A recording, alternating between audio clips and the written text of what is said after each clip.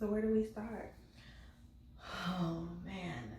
It's a beautiful episode. It was. It almost felt like a completely different show. Like, I felt like I was watching a whole new movie. I like that, though. Mm-hmm. A lot of people didn't like that. I saw. A lot of people did not like that. It seemed like they didn't like having to read subtitles, actually, because it wasn't that the story wasn't interesting or no, you know what I mean? Exactly. But you know what I find interesting? One of the admins, we're talking about a group that we're also in, by the way. Yeah. One of the admins pointed out, how y'all talking about y'all kept having the subtitles on so you catch all the Easter eggs?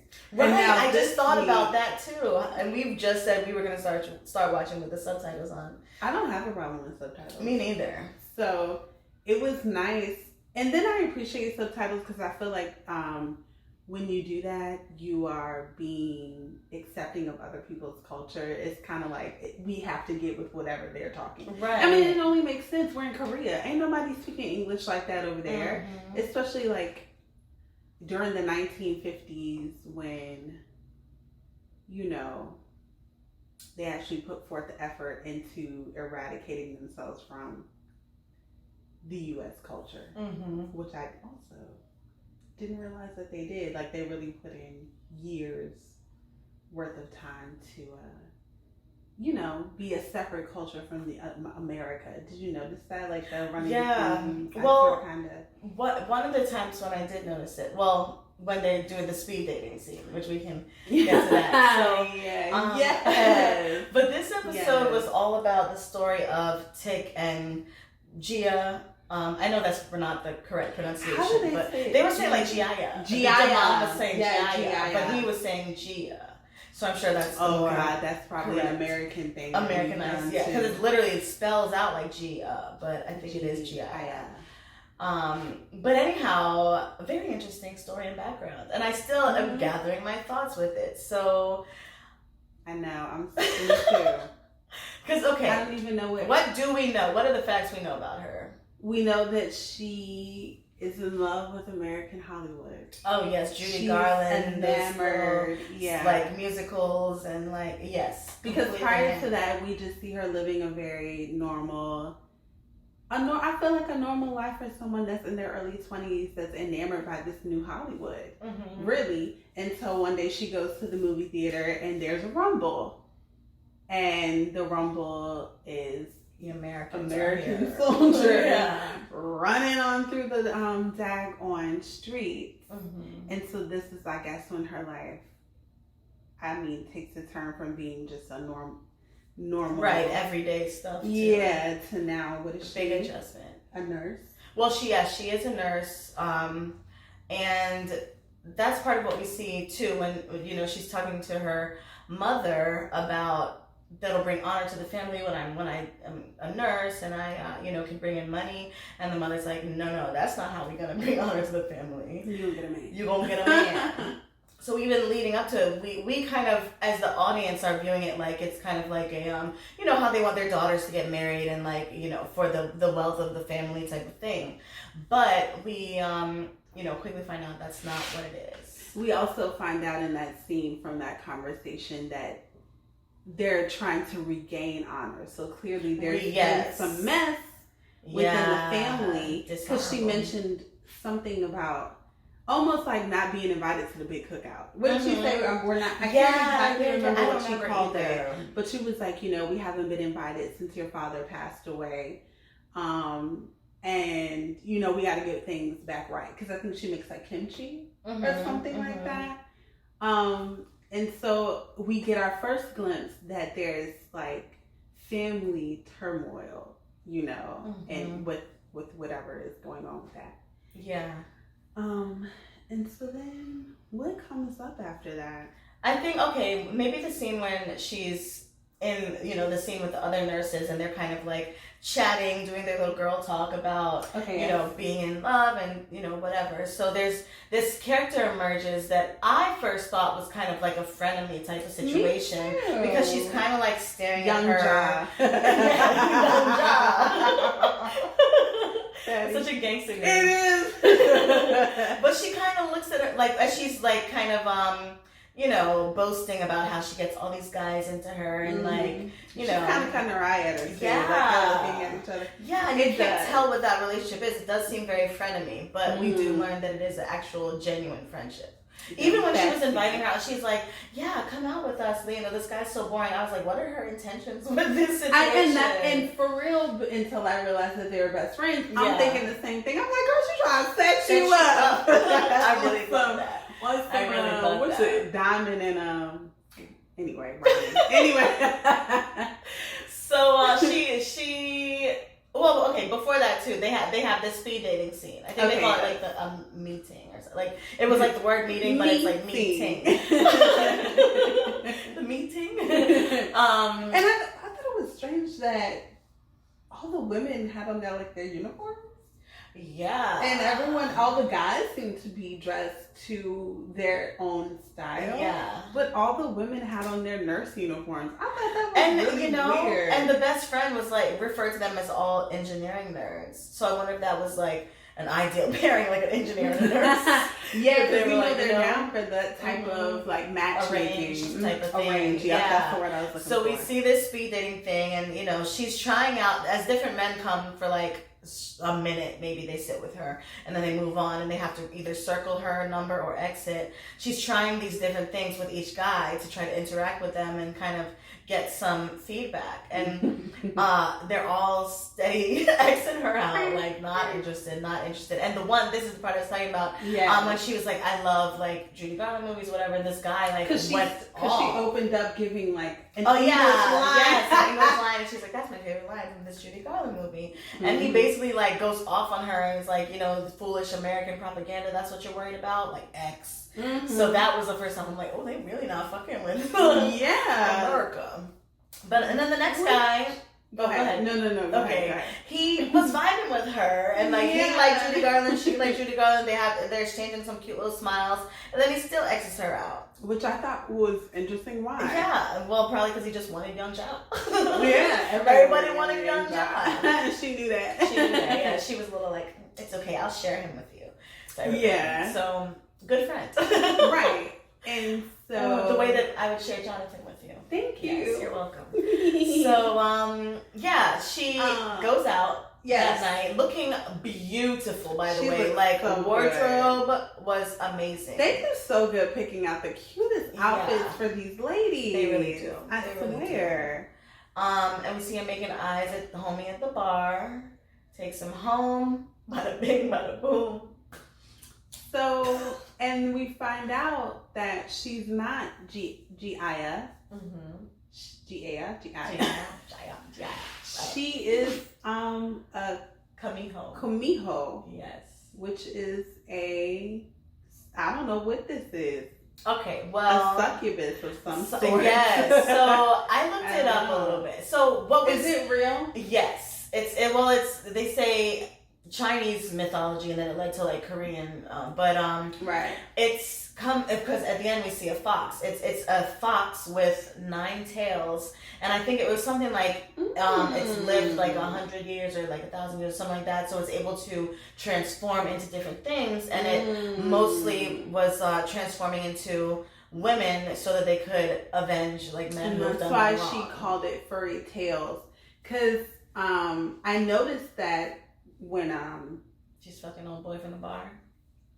She mentioned something to her mom, she couldn't keep her tails under she called them tails. Oh yeah, she did refer to them as tails. Yeah, because at first your first thought goes to tarantula legs. That's exactly what they look like. So the first time we see them coming out is when she's having sex with the guy from the bar, and literally one first comes out, and then all of them, and he's in the air, and it looks like octopus legs, but tarantula style octopus legs. They're skinny and hairy. I would never have guessed the fox. I wouldn't know, me either. But the hair wasn't looking right. Nah. And then she has these little things that suck onto the eye, to the eyes of her person, and she's able to pretty much get a little slideshow of this person's life before they bust. She says, before I take their soul. Yes.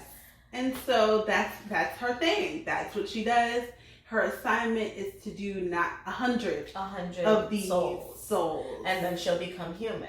So this guy at the bar, well, no, we can't say what number he is. No. Because she did a few more. She did a few more for sure. Because I remember the mom said 10 more and then you're done. Oh, yes. And then After she slammed it. Yeah, she slammed the door. Because the mom is very much like, get it done. Like, and we don't know why at first. Right. And because at first you feel like there's a disconnect.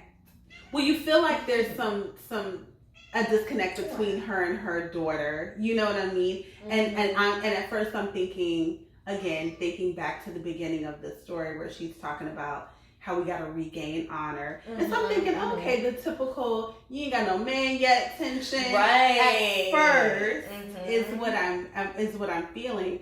But and then we go on to maybe she's doing another one. Yeah, it's definitely after when she gets to guy number 99. Okay, yes. And that's when the mom was like, one more and you're done. And she's like, And we find out they have a very intimate conversation. I went back and I looked at that conversation too. So the father raped her. Yes. So and it wasn't even her father though. No, it was because she would switch between saying your husband and then she would say my father. Yes. So this and he was like, and she said, remember the monster, Kimo. How you say the monster? Kamiho said he preyed on you and got you went after a woman that had a child out of wedlock. Yeah. Like and she's running him. Yes. And so we see there we go. Mm-hmm. That honor mess. And so we see that's what she did. This monster of a man, right? Having this monster of a man in the home was honorable, more honorable than being a single mother. And she allowed, and so what I'm gathering is she allowed things to happen. Yes, she allowed him to rape her. She knew about it. Yes. And she'll, she calls her out about it pretty much. So we find out, so he tried to kill her? Well, that's what I don't know. I don't know if he did kill her or if he was just hurting her, but they say that the mother summoned the Kamiho into Giaya's body so that she could essentially kill him because he was, this bad man. But the one thing he was raping her. He was raping her. And one of the powerful parts when she starts, the mom keeps saying, well, if you kill 100 souls, you'll be human. You'll be my daughter again. And she's like, I'm not your daughter though. Like, she said, I have the memories of 99 souls in me and your daughter is not one. And she is not in here. Right. And she even did a lullaby that her daughter used to sing. And she was like, see, well, how do you know that lullaby? And she was like, oh, because that's the lullaby she used to sing while your husband was raping her. So it was still his memory. His memory, actually, girlfriend. Which is so sickening.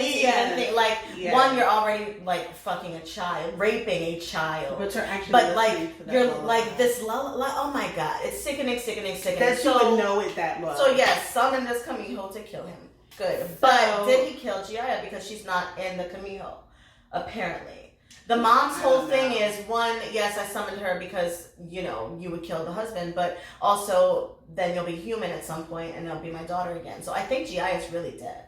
I think the real, true daughter is unless dead. She's like deep in the sunken place. Maybe, but the spirit's like, nah, she's not in here at all. And again, that shows you why there's a disconnect. Mm-hmm. It's not a disconnect because of some mother-daughter family mess. It's a disconnect because, like you said, that's not even her daughter. That's not your daughter. This is a full monster. Yes. And so we understand that this is why their relationship or their bond feels really strange and really weird. Yes. So now let's go back to the army campgrounds.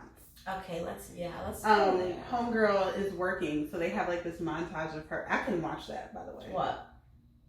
When they have her first, when they have her first in the nursing and then the soldiers are all coming and the bones are out and it's just nasty war. And even despite of being near death, they're still disgusting to these Korean women out of racism.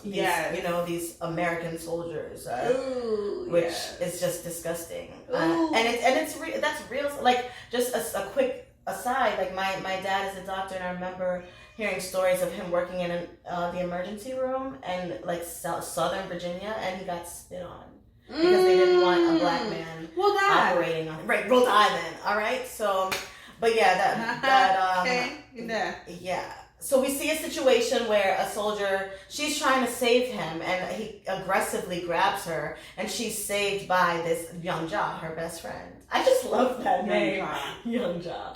And I think it's also important to point out that America has come over here in Korea and decided that there are communists doing bad things. But on the low, you can agree that people don't agree with this. Everyone doesn't agree with this. Like, Young Ja does not agree with this on the low. On the low, right. Yeah, on the low. And then it seems like she's kind of like talking Gia into believing that is, you know, like these, like, that communists aren't bad people. Do you know what I mean? Like, like, I guess their perspective of the communists that the Americans are here to fight is that, what are y'all over here doing? Because it's not even like that over here. Right. Meanwhile, what y'all doing over there? Come on now. That we've been seeing all season. But y'all want to come say who's not doing something right? Who's immoral? You know, it's just ridiculous. Come on. Who's unethical? Okay. And but so it's important to point that out because of what they do later. Yes. Now, towards people that are, what they call them?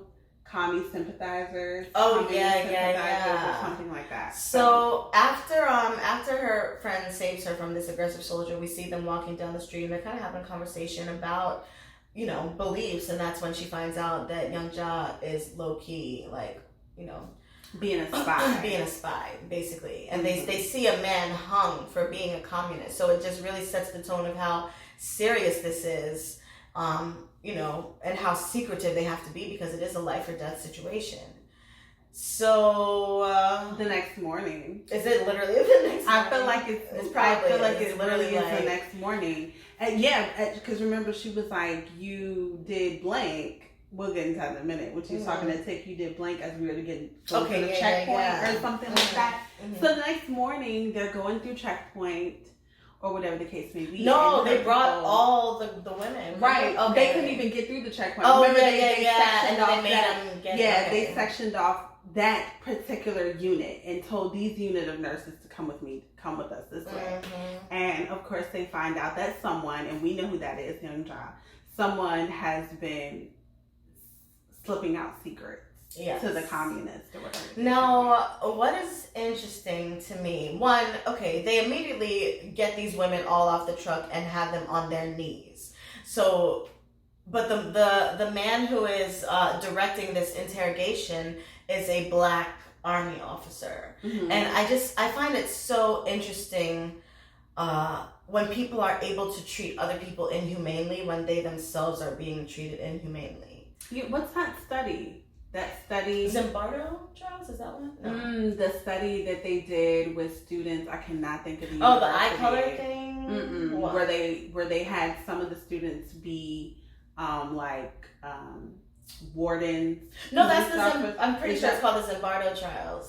Some were prisoners and some were officers, but they were all regular people, all volunteers, and the prisoners treated them so grossly, they made a movie about it. Forrest Whitaker was I know. Too. But it's disgusting things that people were able to do to one another based just on the mentality of like, oh, I'm higher than you, or I have a different status than you. It's created things in our minds. It's not real.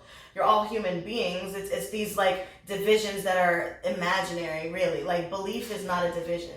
Like it's just foolishness. But yeah, so there we see him leading this interrogation and basically like just shooting these women at gunpoint. Like, are you the spy? Oh, you're not answering? Dead. Are you the spy? So his gun jams when he gets, like, I guess he gets to Gia and he calls over a private and we see it's Atticus. And it's a very different Atticus than we've seen because he's just like literally marches over, follows orders, and pulls the gun to Gia's head. When her friend jumps in front of her, it's like, no, it's me. Which is, again, another sign that she really was her friend. She really cared about her. So... But I mean, you can't let your friend go out. No, knowing damn well that it was your ass the whole time. And they probably would have just killed them all anyway. To be honest, but I'm confused on that because why didn't they kill them all anyway? I don't know. I thought that was strange because the way it was set up. More than one spy. That's what I'm saying, and the way that y'all set things up, it was like y'all was just gonna take everybody out. Right. I did think that, Literally. for how vicious that I know war can be, I was surprised that they didn't kill Maybe everybody. because they also need nurses. That too, which I think is real trifling, y'all. Right. Y'all sit here and kill these people in front of them, which we find out happens anyway. You kill these people in front of them just to then turn around and try to like treat them like humans, and it's kind of like, where was the compassion when you killed my homegirl? Right. But anyway, so they drag young Jaw off, never to be seen again. At that moment, Giaya, no, it's not at that moment. She has rage in that moment, but she goes back. She's working in the hospital. She sees an injured Atticus now. So the tables have turned. He is in a vulnerable position, needing assistance, and she decides at that moment she's going to kill him. He's going to be my number 100, my 100th soul. And that's also purposes by saying, homegirl says she won't go do it no more. She told, which is what incited the argument that we were talking about earlier, where she calls her mama out about letting the stepdad do whatever. It was because she said, okay, look, I'm not doing it no more. Even though she only had one more soul left, she was like, I'm not going to do it anymore. And then she sees Atticus, and that's when she decides, oh, but I am going to. Because the rage. And I feel you. Like, now you're in here, and I'm supposed to help patch your little monkey self up. Right. I mean, I ain't mean to call him, but y'all feel what I'm saying. Lord, now I'm supposed to help. No. So she has, like, her little moment or whatever, goes outside. She's enraged, whatever. And so, and so begins the work to lure Atticus. Oh yes, mastermind. Yeah, starts giving him a little more attention. Turning down his bed sheets, talking to him about this book he's trying to read, helping him with. But what she wasn't anticipating was, of course, liking him. Because he's a sweetie. Because why wouldn't you like him? And then you, as they're getting to know each other better, you understand why he volunteered to go to war. So for like the entire half of the series, Montrose is, well, he hasn't really made it like a big deal, but has commented on the fact, like, how could you be so stupid to go fight for a war for a country, these people, you dummy, who volunteers. It's kind of been the running joke. And they make that statement too, like, this country that doesn't want you, why would you even go and do that? And then a very enlightening perspective that I had not even thought of. It's still an opportunity to see the world. Yeah. And it's like, and to get away from whatever, like he was trying to get away from his dad. So here it is. And so he was able to still, I mean, because when you think about it, these people can't even go to the north side of Chicago. Right. But I can go across the world. Though. But I can go to Korea. Yeah. I'm gonna go to Korea. You know what I'm saying? Yeah. All expense paid trip to go. Anyways, so he decides to do that, and then he even tells her, and I still am reading a book. So that's that. And then we also get the glimpse of the Korean soldier saying that he's foreign everywhere. So we get that. He's Atticus's friend. Yeah. The real nasty one, because I thought he was nasty. He was pretty, but they all are. That's the thing. And again, they all are, but Atticus still has that not nasty side. You know right. And so did the friend, because he still helped him out, but he still was I think a lot of it was projection, because he's a foreigner everywhere. He's a foreigner everywhere. Yeah. Like the Americans view him as foreign, and the Koreans view him as, you're not. You get to see another POC perspective instead of just seeing it from like being black in America. We get to see an Asian being in America and also being in Korea, because she asked him, why you don't come back? Right. Why you don't? He was like, what? No. Doesn't matter. So he does feel like this particular character was holding on to a few extra burdens than I guess anyone else normally would, because he did give me very like angry. Wouldn't you be? And he also made the point to say that he was drafted and he didn't want to be here, but he volunteered. So that's a whole lot. Everybody's joking at man for volunteering, right? But I mean, I get it fully. And so they have that exchange, and then nighttime comes, and she's been summoned by Tick. And then I thought it was interesting that she called herself a comfort woman, which I kind of find out about. I didn't know that was going on either. I didn't know that either, but obviously, yeah. It makes sense. Yeah. But women that were, Korean women that were used to comfort soldiers, but it wasn't like on the willing type stuff. Well, I think it was essentially like bringing prostitutes. Like, yeah, I mean it was. Some of them, but I read they an didn't article. Get paid, probably. No, yeah, but I was reading an article that some of them they likened it to slavery. Oh, yeah. So okay, it was like, you know how reluctantly she went. So what am I now? Comfort. Well, no, she said, does Atticus think I'm a comfort woman? Well, yeah, but she still, willingly went. Yeah. And but in her mind, she's thinking, oh, I'm being called to be a comfort woman. Almost like it was like this is another part of the job type thing. And so that's when I actually read they posted it in the group, and then I read the article.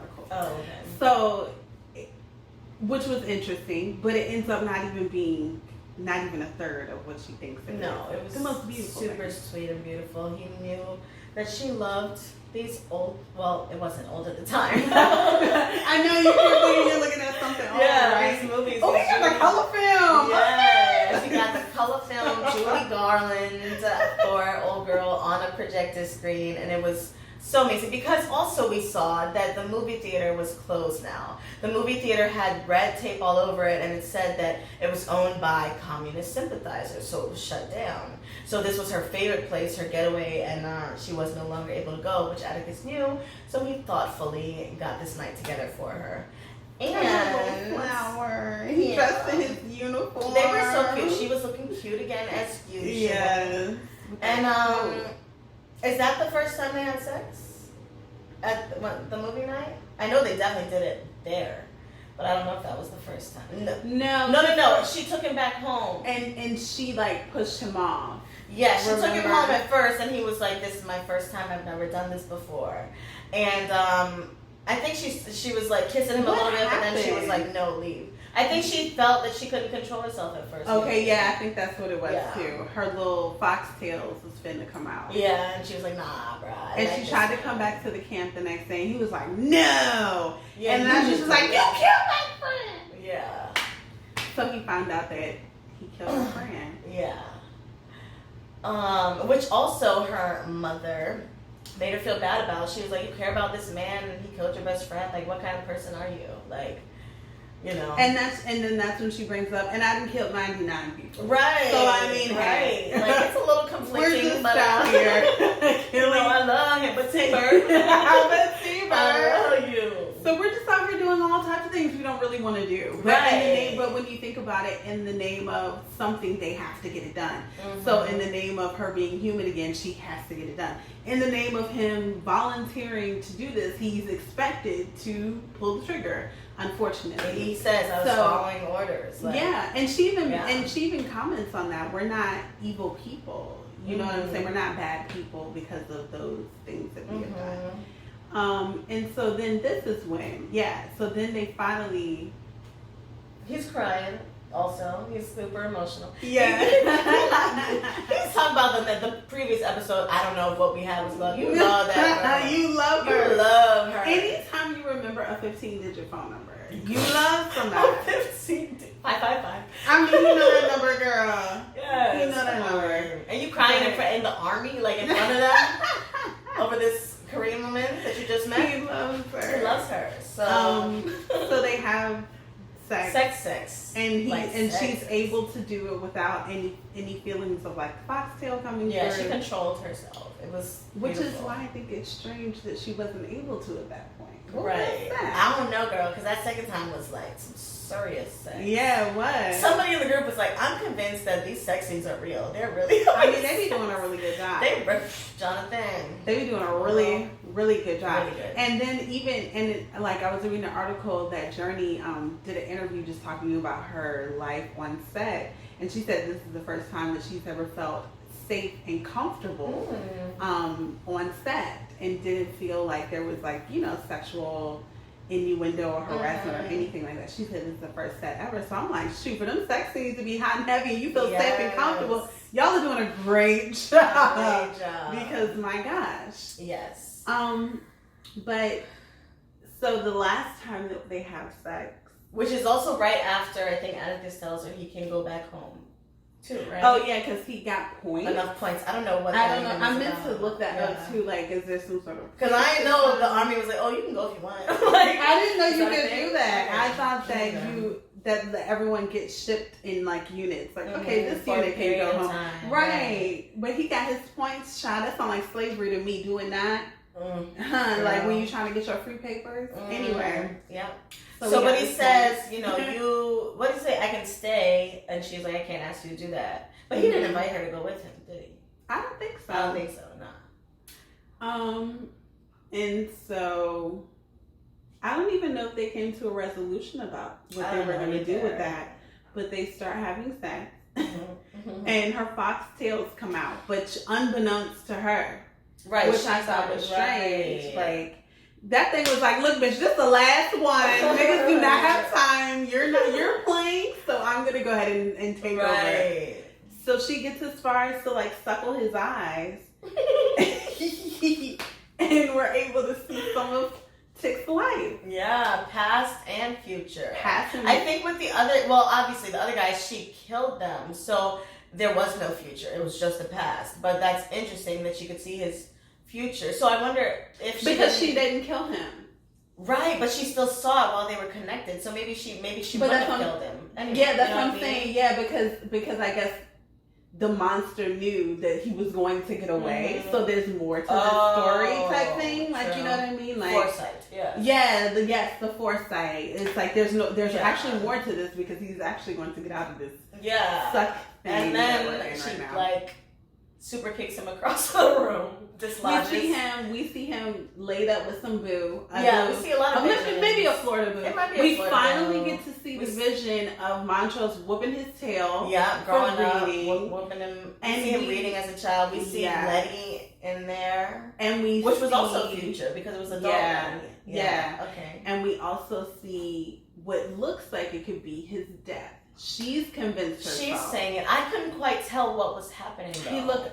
Some people are saying he looked worn out. I can see that. He did just look extremely drained. Mm-hmm. But she is convinced, honey, that is that is his death.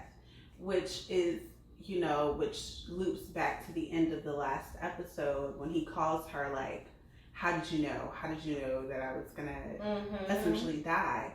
Because she said in the bed, you're gonna die, don't go. She said, don't go home, you're gonna die.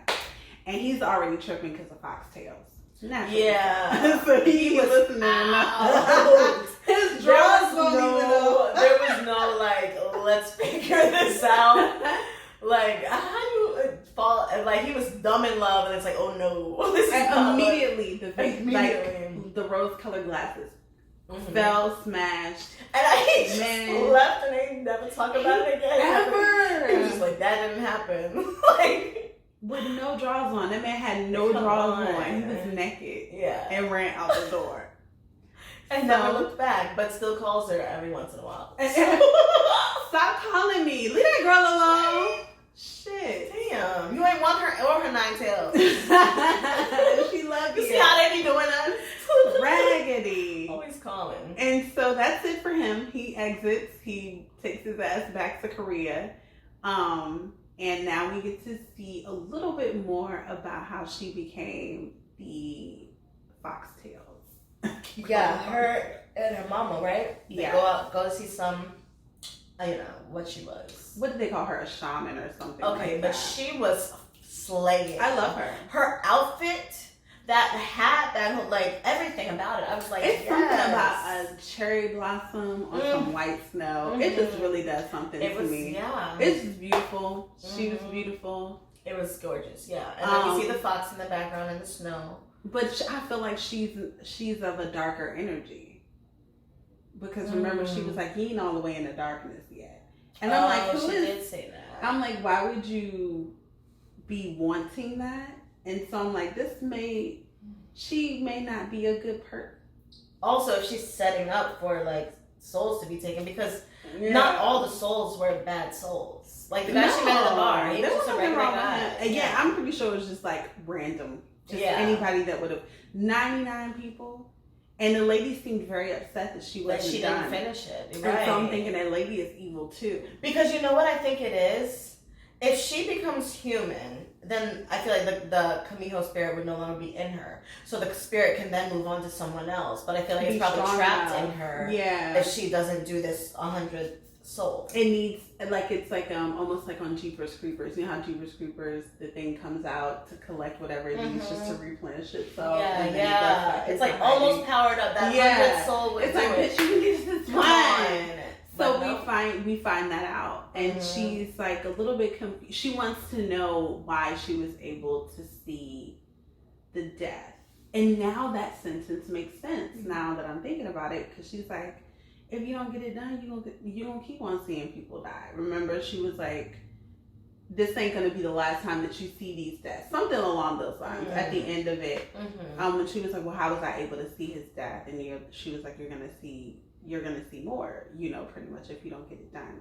But the thing is, like, so my thing is, so if she goes and does that 100 soul, can he still be alive? Like, I think his fate is his fate. I don't think there's anything she can do. Yeah, no, I don't think so either. But I guess for her saying that she witnessed his death happening in America, so if he went back home, that's what would happen. But I don't know. But yeah, if she continues to have sex with people and let them go like that, she gonna keep seeing their deaths. If But would she in that though? particular Because way, if she just gets one more, then she wouldn't. I said if she continues to have sex with people and let them go in the way and let them go. She gonna keep seeing deaths in that way. I see. Okay, but not in the. I mean, just get it done, girl. You just got one more. What is he doing? Right, but Atticus, she did fall in love with him. She did. So hurry up and get this one done so you can be back to you. But my thing is, like, we already talked about that. That's not her. Right. So she would snap out of him and be like, who are you? I don't know. Yeah. And so then that was the end of the episode. Very interesting. Very, very interesting episode. And I think it's so funny that Atticus, like, does not say nothing to anybody about, like, this is kind of a significant complicated situation. Right. He's like, I mean, things ended badly or whatever. And it's like, you've been dealing with supernatural shit for a minute now. Come on, like. That's why nothing moves kind of something to mention. And especially the fact that situation had foresight into this, like, it's kind of something relevant. Right. Being like, yo, daddy now. Right, trying to keep the secret. Come on now, you should. And you don't even want to find out what that was. You're not trying to, like, what happened to that adventure? That would have been an adventure for me. Bitch, what are you? Right. Let's get to the bottom of this. Because clearly she loved you. Yeah, what are you? You're right. And she was just screaming for you not to leave. Right. And y'all can't even talk about it? No. Damn. He was like, no, I can't talk. I can't do nothing. What was I guess that was his first supernatural experience. Oh yeah, most definitely. But you groomed. Right. So you should be able to revisit her and be like, okay, let's talk. I mean, other than just calling her from America, like all the time, like she don't know who you are. Right. she know that it's a long distance. You're the only American I know. Literally, that I would ever be talking to. Chick, is that you? Who else? You know who it is, girl. Stop playing. So yeah, I mean, I like it. I like the story. People are getting upset with the story. People are not liking the writing at the moment. I find it interesting too. This isn't a flat show, and I guess people have gotten used to just flat writing. I feel like every episode has taken us somewhere different, but it's all been interesting and building toward the whole story. So I like all. I like it. Shoot, I ain't got no problem. I know what's gonna be real good is this next one. Hippolyta. I am Hippolyta. It's called I Am, I think. Oh, nice. I don't know. I can't wait for that. Oh, we didn't even say the name of the episode. Meet Me in Daegu. Okay, yes. There it is. We forgot. Episode 6. Check it out. It was great. Beautiful and awesome. Yes. All right. Well, how is next week for episode 7? Peace.